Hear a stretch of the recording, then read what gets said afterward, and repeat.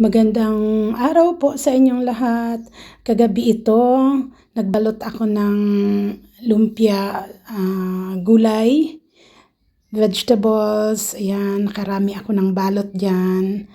Kasi pwede siyang pang ulam ba, pang emergency ulam. Pagka tinamad kang magluto o kaya may biglang bisita, pwede na siyang pang ulam. Kaya madalas ako gumagawa niyan dito sa Indonesia. Meron naman mga gulay, halo-halong gulay, may hipon at saka may konting manok. Ayan.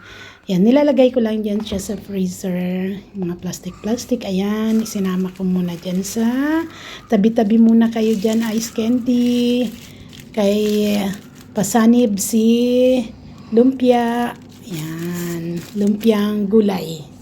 Ayan, anytime pwede ko yan siya kunin, isa-isang plastic, pag pang-almusal, pwede na. Kaya kahit anong oras, pwede siyang iulam, pananghalian, pang-dinner, ganun. Para may mahuhugot ka anytime. Kung medyo tinatamad ka na, ay ang ice candy ko, hindi pa nauubos. Ayan, gabing-gabi na yan, kagabi, pero pilit kong binalot. Thank you for watching. Bye-bye.